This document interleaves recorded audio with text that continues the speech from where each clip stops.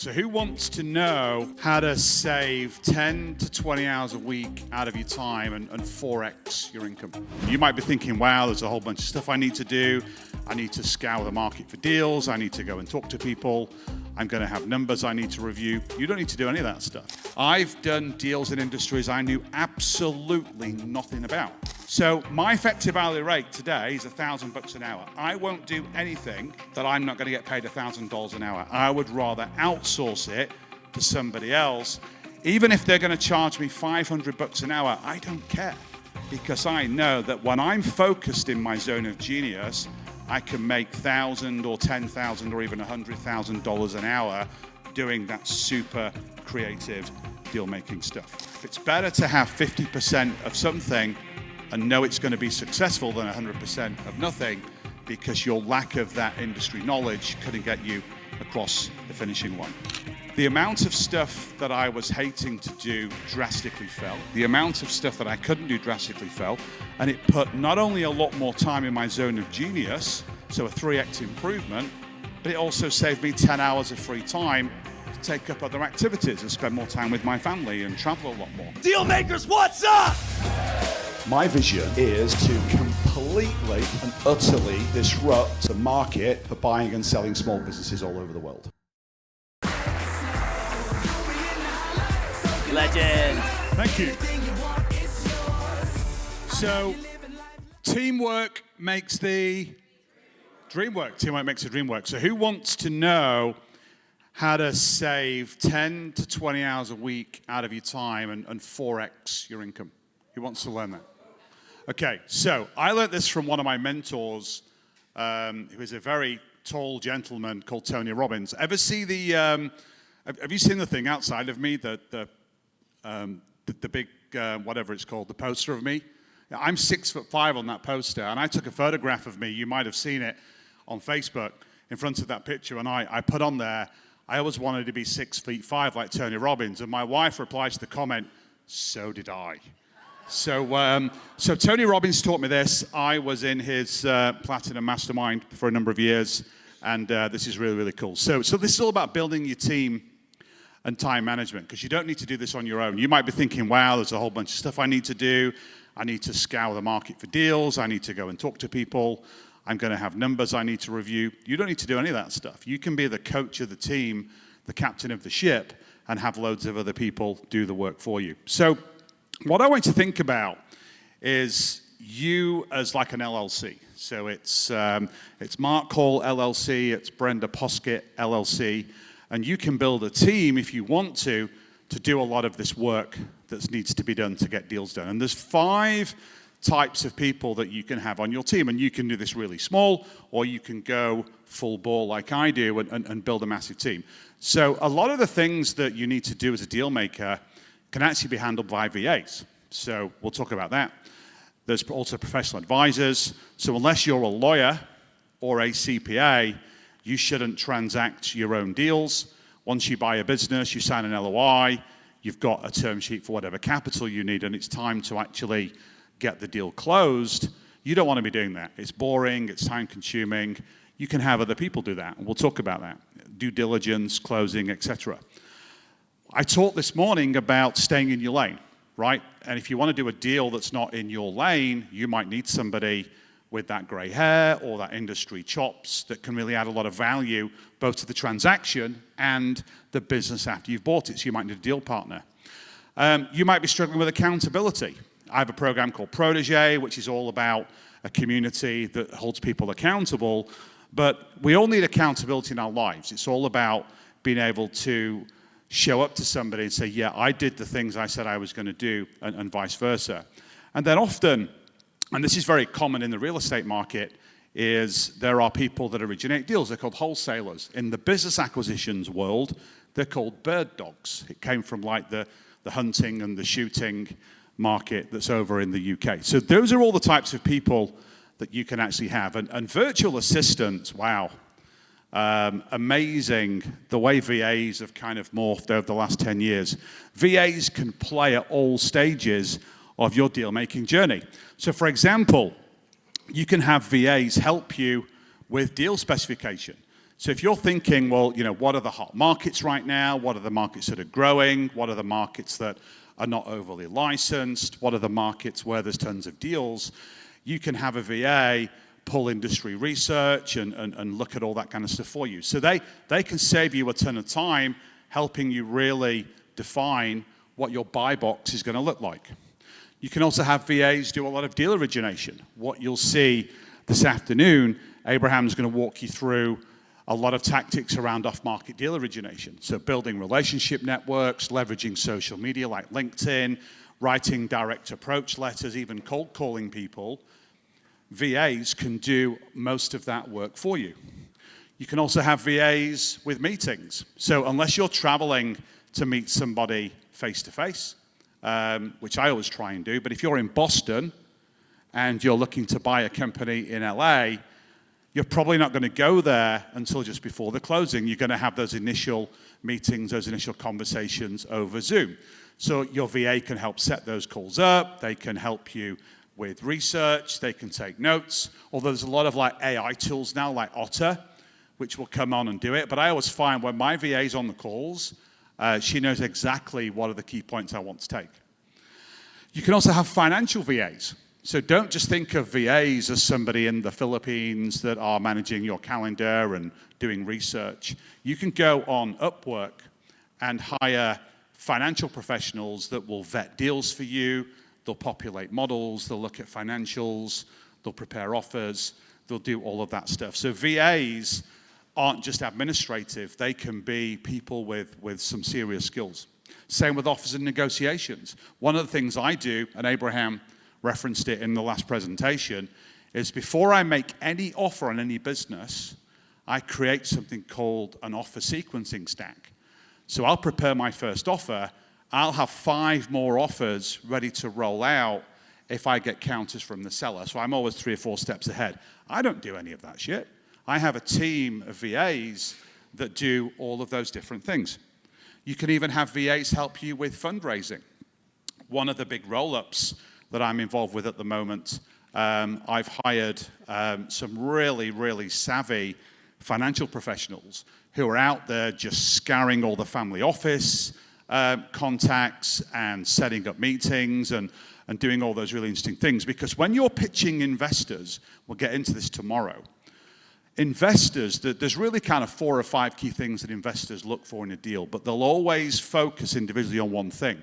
So if a VA is doing research for you, they'll help you profile what that investor really cares about so you can position your deal so you're hitting that mark straight away. You can also have VAs helping you with deal execution, helping you kind of manage all the documents and managing a data room, which is where all the financials and documents go when you're closing a deal. And then also for closing, you can have a VA help you with a lot of that administrative stuff. And then once you own the business, and bearing in mind it's better to be an owner-investor than an owner-manager, you can rely on VAs and other resources to kind of help you manage and leverage your time. So professional advisors are really, really important in deals. As I said before, if you're not a lawyer or a CPA, don't even attempt to do that work. You want to hire the people that can come in. And what's great about professional advisors is most of the time they'll work on a contingency fee basis. So what does that mean, right? So what that means is you can have them work on the deal and you only pay them when the deal actually closes. So there's 3 things that you need to have in place for this to work. So the first thing is a solid relationship. So when you're going out doing deal origination, one of the first sets of people that you should be contacting are what I call deal intermediaries. So wealth managers, CPAs, attorneys, even investors and financiers, because they're going to have off-market deal flow, right? They're going to have deals or business owners in their pocket that they're potentially going to serve up when you start to build a relationship. Do you know how easy it is to get a meeting with an attorney or a CPA? It's like the easiest thing in the world, because you send them an email on LinkedIn, you say, hey, I'm Drew, I'm about to buy a business, here's my buy box, I'm looking for representation. What are they going to say? No, I don't want to talk to you. They must hate money if they don't want to talk to you. So once you get on the phone with them, tell them what your buy box is all about, and they'll say, hey, Drew, I've got this deal, it's off market, I think it's a perfect fit for your buy box. Do you want me to introduce you? Absolutely. So off-market deal flow, you're going to learn this weekend, is the absolute holy grail of doing unbelievable deals. So once you've built a relationship with an attorney and a lawyer, attorney or a CPA, keep them informed as you're going through and you're looking at deals. And then what you want to have as well is, and Abraham talked about it in his presentation, is one of the key milestones in any transaction is you sign something called an LOI, letter of intent. So once you sign that document, there's always a standard clause in that document that if the seller pulls out before closing, they have to pay you something called a breakup fee. Because an LOI gives you exclusivity to transact on that acquisition. It stops the seller going back out into the market and soliciting other offers. But if they do that and they breach that contract, then they have to pay you this breakup fee. So that's the second thing. And then if you're doing a deal that needs a closing payment and you're going out and you're raising capital from investors, financiers, SBA, no matter who it is, they will have given you something called a term sheet, which is basically their LOI with you, so that subject to their due diligence and their legals, you're going to be able to transact this deal and that money is going to flow through. So once you've got those three things, the solid relationship, the signed LOI for the business with the breakup fee, and then any funding term sheets that you need, 9 times out of 10, a CPA and an attorney will transact that deal for you contingent, which means you've no money out of pocket for the closing, and then you pay them from the cash that's in the business once you buy it. Deal partners are really important. I labored on this morning. Don't buy businesses that are not in your lane unless you can go and partner with somebody. They'll add value to the deal. They'll add value to the business once you've bought it. Imagine you're sat in a seller meeting and you're talking to the seller about their business and their industry. We've talked about rapport, building connections. If you have absolutely no idea how that business works, you've got no experience in that industry that you can share, then it's going to be a really tough conversation. So if you find a deal and it's not in your lane, just go partner with somebody. If you're in the protege community, there are people partnering all the time because they're listening to this advice. Or if you're not in protege, go and find somebody on LinkedIn that you know, like, and trust that can add all this value for you.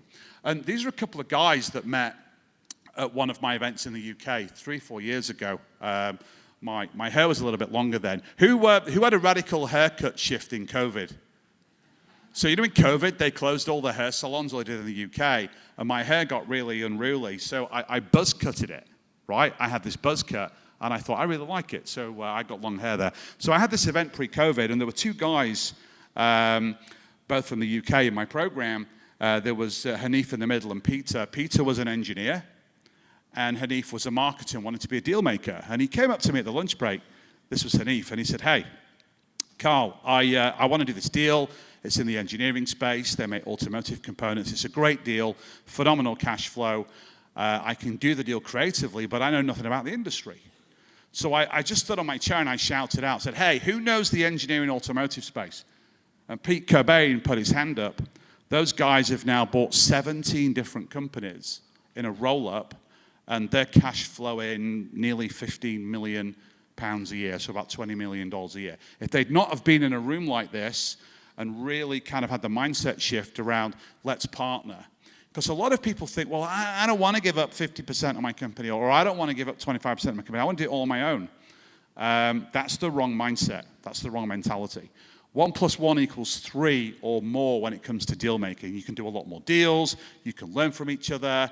You can brainstorm with each other. It's absolutely amazing when you get into this partnership mindset.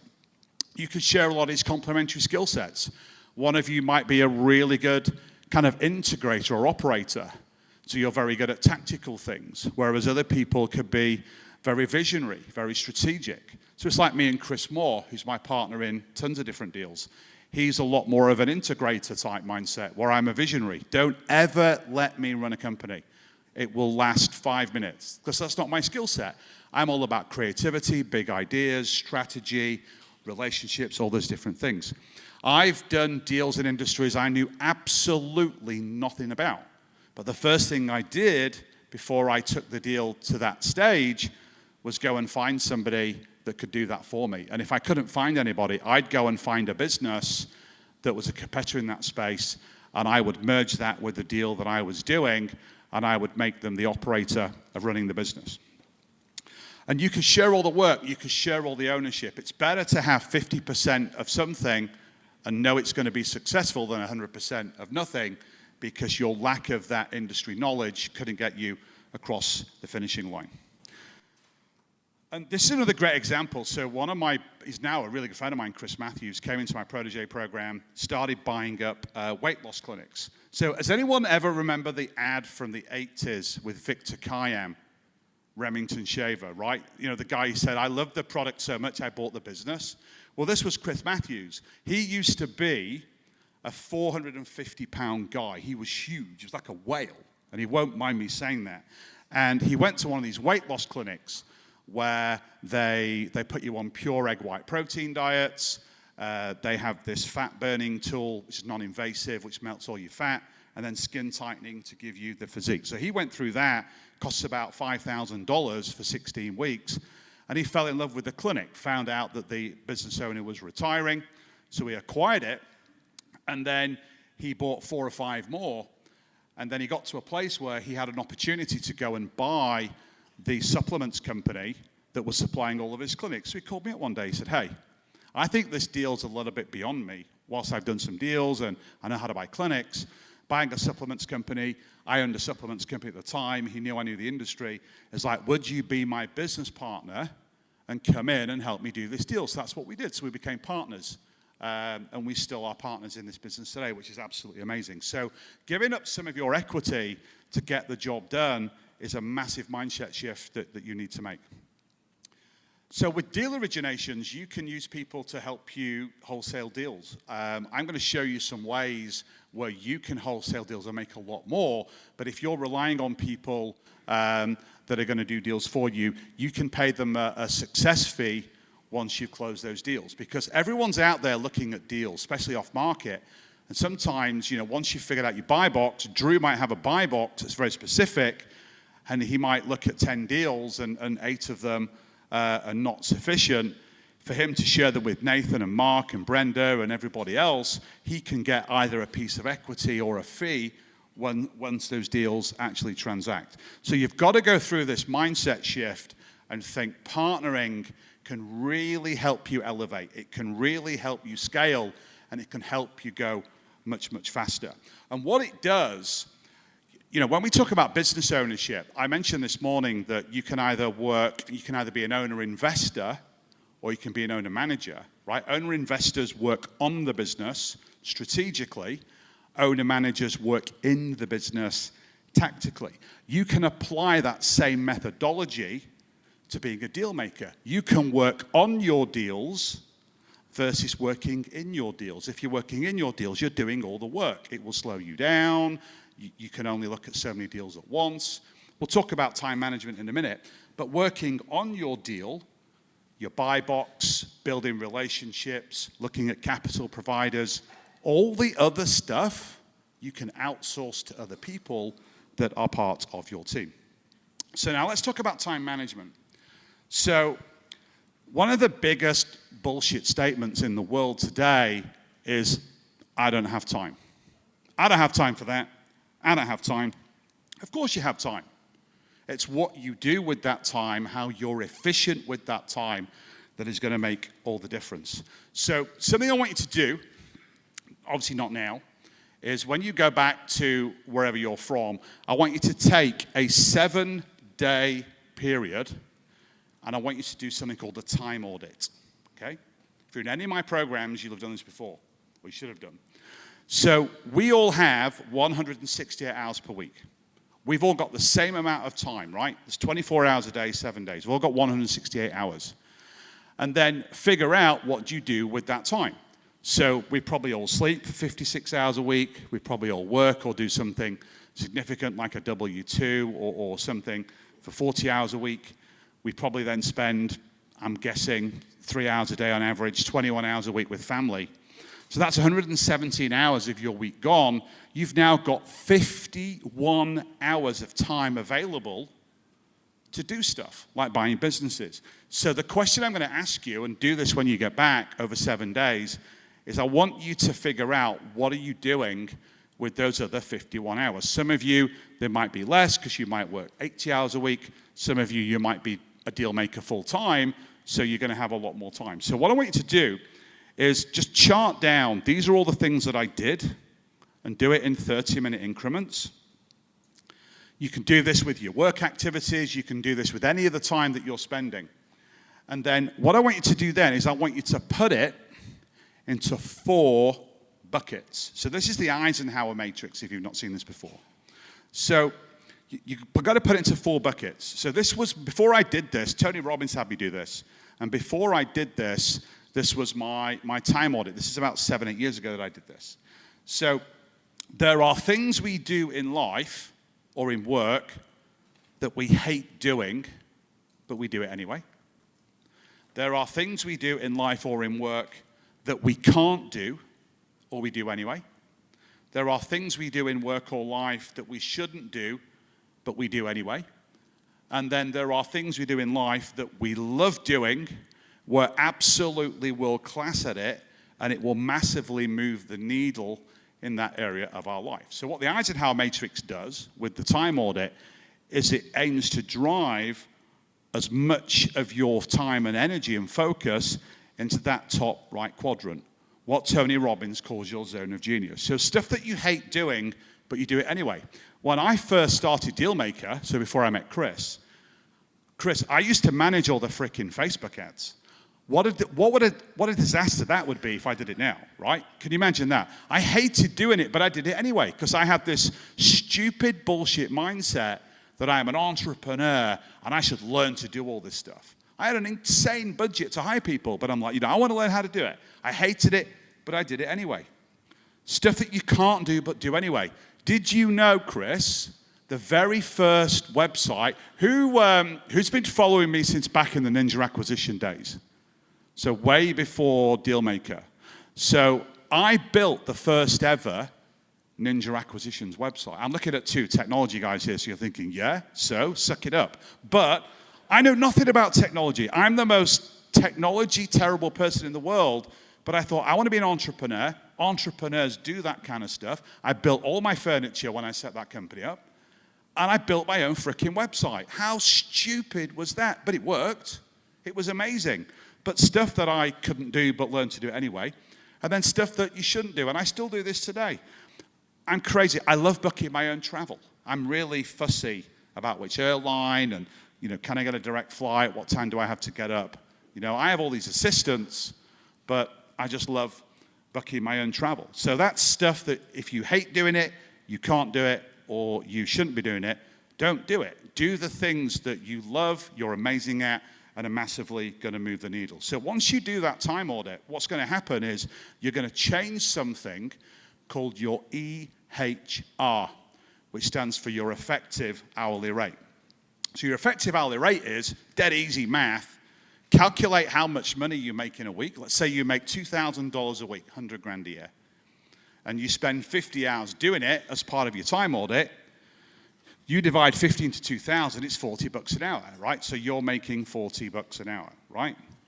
So you can outsource most things for less than 40 bucks an hour to free you up to do other things. So again, if you delegate, you delete, and you outsource, you can stop doing those things that you can't do. You can stop doing those things that you shouldn't do. And you can stop doing those things that you don't want to do. So this was my change after I went through this process. The amount of stuff that I was hating to do drastically fell. The amount of stuff that I couldn't do drastically fell. And the amount of stuff that I shouldn't do drastically fell. And it put not only a lot more time in my zone of genius, so a 3x improvement, but it also saved me 10 hours of free time to take up other activities and spend more time with my family and travel a lot more.